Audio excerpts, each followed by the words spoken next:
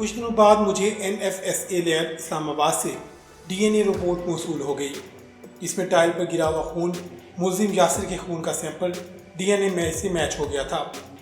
میں نے خوشی سے انسپیکٹر فرید کو فون پر مبارکباد دی اور اس کو کہا کہ پہلی فرصت میں DNA رپورٹ ٹرائل کورٹ میں جمع کرا دے۔ DNA رپورٹ آنے کے بعد یہ واضح ہو گیا تھا کہ کیمیکل ایگزامینر کی رپورٹ بدنیتی پر مبنی تھی اور اسے ملزم کی مدد کرنے اور شواہد کی ٹیمپرنگ کرنے کے الزام میں گرفتار کرنا تھا، مگر وہ ٹائل میرے دفتر سے غائب ہو چکا تھا۔ میرا ارادہ تھا کہ کیمیکل ایگزامینر کو ہنا قتل کیس میں گرفتار کر کے 14 روزہ ریمانڈ پر صبح و شام چترول کرواؤں، مگر مجھے افسوس ہے کہ میں کیمیکل ایگزامینر کا کچھ بھی نہ کر سکا۔ ملزم کے وکلاء نے کیمیکل ایگزامینر کی رپورٹ کی بنیاد پر ملزم کی ضمانت سیشن کورٹ میں لگائی ہوئی تھی، جو DNA رپورٹ آنے کے بعد سیشن جج صاحب نے خارج کر دی۔ کیس مضبوط تھا۔ میں نے انسپیکٹر فرید کو کہا کیس کو جلدی چلوا کر ثبوت ریکارڈ کرا دے، مگر آپ کو پتہ ہے کہ یہاں پر سب کچھ ممکن ہے۔ ملزم کے وکلاء نے ہائی کورٹ میں ضمانت کی درخواست لگا دی اور جان بوجھ کر ایسے جج صاحب کے پاس لگائی جن کی شہرت کچھ اچھی نہیں تھی، اور کچھ دنوں کے بعد وہی ہوا جس کا خدشہ تھا۔ جج صاحب نے ملزم کی ضمانت لے لی اور مجھے کچھ دوست وکلاء سے معلوم ہوا کہ ضمانت 80 لاکھ کی ڈیل پر ہوئی ہے۔ میں اپنی طبیعت پر کنٹرول نہ رکھ سکا اور عدالتی وقت ختم ہونے کے بعد رجسٹرار ہائی کورٹ سے ملنے چلا گیا۔ اس وقت کا میں نے انتخاب اس لیے کیا کہ وکلاء اور سائل وغیرہ کورٹ سے چلے جاتے ہیں اور رش نہ ہونے کے برابر ہوتا ہے۔ میں نے کیس کی ساری حقیقت ان کو بتا دی اور گزارش کی کہ مجھے چیف جسٹس صاحب سے ملنے کا ٹائم لے کر دیں۔ رجسٹرار صاحب ایک اچھے اور ایماندار انسان تھے۔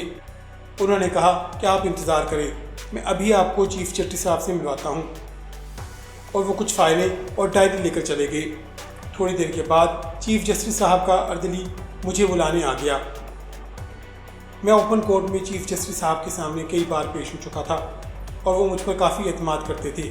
انہوں نے میری بات بڑی غور سے سنی۔ میں نے ٹائل بدلنے، کیمیکل ایگزامینر کی رپورٹ، ٹائل چوری ہونے، جیل سے ملزم کا خون کا سیمپل لینے اور DNA رپورٹ چیف جسٹس صاحب کو دکھائی۔ وہ کرسی پر بار بار پہلو بدل کر بے چین ہو رہے تھے اور مجھ سے سوال کیا کہ کیا آپ کو یقین ہے کہ ڈیل کے تحت ضمانت ہوئی ہے؟ میں نے ان کو کہا کہ سر، آپ سینئر ترین جج ہیں، آپ خود یا کسی اور جج صاحب سے ضمانت کی فائل کو چیک کروا لیں۔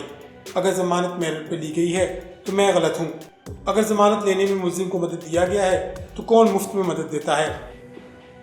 چیف جسٹس صاحب نے کہا کہ اگر ضمانت میں مدد دیا گیا ہے تو آپ کو پتہ چل جائے گا کہ میں کیا کرتا ہوں۔ رجسٹرار صاحب بھی ملاقات میں موجود تھے۔ وہ مجھے بلا کر لے آنے والا اردلی چیمبر میں اندر موجود سب کچھ سن رہا تھا۔ میں چیف جسٹس صاحب کو سلوٹ کر کے چیمبر میں نکل آیا۔ پتہ نہیں ضمانت لینے والے جج صاحب کو کیسے پتہ چل گیا۔ ایک دن EG صاحب، جو کچھ ماہ پہلے نئے لگے تھے، نے مجھے اپنے دفتر بلا لیا، جسے میں نے دفتر میں اندر جا کر سلوٹ کیا۔ وہ بجائے جواب دینے کے سٹک لے کر کھڑے ہو گئے اور سخت برہمی سے کہا، تم میری اجازت کے بغیر چیف جسٹس صاحب سے کیوں ملنے گئے؟ تم نے جج صاحب کی کیوں شکایت کی؟ ڈسپلن فورس ہے۔ میں نے IG صاحب کو کوئی وضاحت نہیں دی، اس لیے کہ وہ سخت غصے میں تھے۔ ان کا کہنا تھا کہ تمہاری اس حرکت کی وجہ سے عدلیہ اور پولیس کے تعلقات خراب ہو جائیں گے اور تم اس جج صاحب کا کچھ بھی بگاڑ نہیں سکتے۔ تم نے جج صاحب کی شکایت کر کے خود کو خراب کیا ہے، میں تمہاری ACR خراب کر دوں گا، وغیرہ وغیرہ۔ ان کی بات ختم ہونے پہ بس اپنی غلطی مان کر، سر یہ میری غلطی ہے، آئی ایم سوری کہا، معذرت کر کے سلوٹ کیا اور دفتر سے باہر نکل آیا۔ میں نے اپنے ضمیر کے مطابق قاتل اور کرمنلز کا ساتھ دینے والے جج کی نشاندہی کر کے کچھ غلط نہیں کیا تھا۔ میرے نزدیک جج صاحب اور کیمیکل ایگزامینر کا جرم ناقابل معافی ہے۔ جو لوگ ایک جج کو خریدنے کی قوت رکھتے تھے، انہوں نے غریب موٹر سائیکل پر گھومنے والے انسپیکٹر فرید پر کتنا زور نہیں لگایا ہوگا۔ اگر کبھی موقع ملا تو آپ کو بتاؤں گا کہ بلدیہ کیس کس طرح ایک انسپیکٹر نے بیچ دیا اور EG تک کسی کی نہ سنی۔ شاہ رخ جتوئی کیس میں اس طرح ایک انسپیکٹر اپنی منمانی کرنے لگا اور EG کو مجبور، لاچار اور بے بس کر دیا۔ کس طرح بے گناہ لوگوں کو پھانسی کے پھندے تک پہنچایا گیا۔ یہ سارا کچھ بتانے کا مقصد یہ ہے کہ اگر انسپیکٹر فرید خوف خدا نہ رکھتا اور کیس کا سودا کر لیتا تو میں اس کا کیا کر لیتا۔ کچھ دنوں میں میرا تبادلہ اینٹی کار لفٹنگ سیل میں SSP ثناء اللہ عباسی، موجودہ EG گلگت بلتستان کی جگہ کر دیا گیا۔ انہی دنوں اخبارات میں پڑھا کہ ضمانت لینے والے جج صاحب کو کنفرم نہیں کیا گیا اور ہائی کورٹ سے فارغ کر دیا گیا ہے۔ میں اپنے حصے کا کام کر چکا تھا۔ اسی دن ای جی صاحب نے مجھے بلوا لیا۔ جیسے ہی میں نے ان کو سیلوٹ کیا، انہوں نے اٹھ کر گرم جوشی کے ساتھ مجھ سے ہاتھ ملایا اور آفس بوائے کو اپنے لیے اور میرے لیے کافی بنانے کو کہا۔ کرسی پر بیٹھتے ہی کہا کہ نیاز، آپ نے آج کا اخبار دیکھا ہے؟ میں نے جواب دیا کہ سر، جس خبر کے متعلق آپ کہہ رہے ہیں وہ میں دیکھ چکا ہوں۔ ای جی صاحب نے سوال کیا کہ آخر آپ کے اور جج صاحب کے درمیان کیا پرابلم تھی؟ میں نے ای جی صاحب کو کہا کہ سر، کوئی ذاتی یا میری ایگو کا مسئلہ نہیں تھا۔ میں نے ان کو ہینا کیس کے متعلق سارا کچھ بتایا۔ ای جی صاحب نئے پوسٹ ہوئے تھے اور کبھی نہ انہوں نے پوچھا اور نہ میں نے بتایا۔ میری پوری بات سننے کے بعد وہ شرمندگی کی وجہ سے مجھ سے آنکھیں نہیں ملا پا رہے تھے۔ میری عادت ہے کہ ہاتھ ملاتے وقت اور گفتگو کے دوران مخاطب کی آنکھوں میں دیکھتا رہتا ہوں۔ کافی ختم ہوتے ہی میں جانے کے لیے اٹھ کھڑا ہوا۔ ای جی صاحب نے ایک ہاتھ سے مجھے رکنے کا اشارہ کیا اور دوسرے ہاتھ سے انٹرکام پر DEG-TNT کہا کہ کھوسا صاحب آپ کے پاس آ رہے ہیں، ان کو فیملی کے لیے نئے فلیٹ میں سے ایک بلیک کلر کی کرولا کار دے دیں۔ انہوں نے اٹھ کر مجھ سے ہاتھ ملایا اور کہا آپ DEG سے کار لیتے جائیں۔ میں نے خاموشی سے ان کو سیلوٹ کیا اور باہر نکل آیا۔ میں نے محسوس کیا کہ ای جی صاحب اپنے سابقہ رویے پر ندامت محسوس کر رہے ہیں۔ میں DEG-TNT پاس نہیں گیا اور اپنے دفتر چلا گیا۔ شام کو DEG-TNT کا فون آیا کہ نیاز، آپ کار لینے نہیں آئی، میں نے آپ کے دفتر کار بھجوا دی ہے۔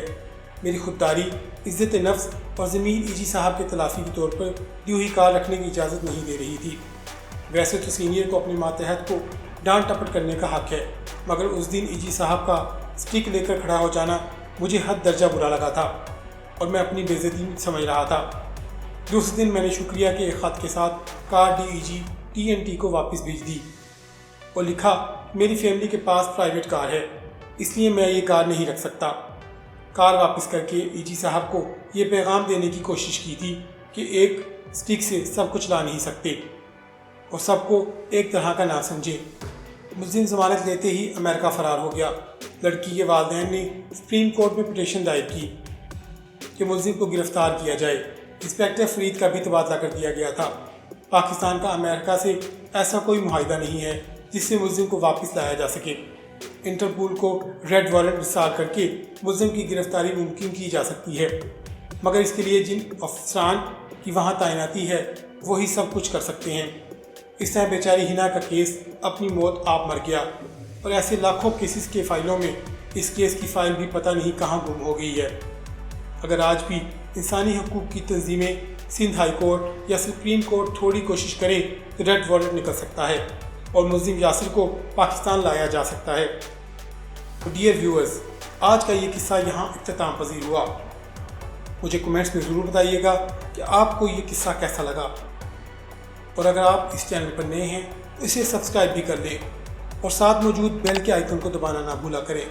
اس سے ہمارے آنے والے ہر نئے قصے کی نوٹیفیکیشن آپ کو بر وقت موصول ہو سکے گی۔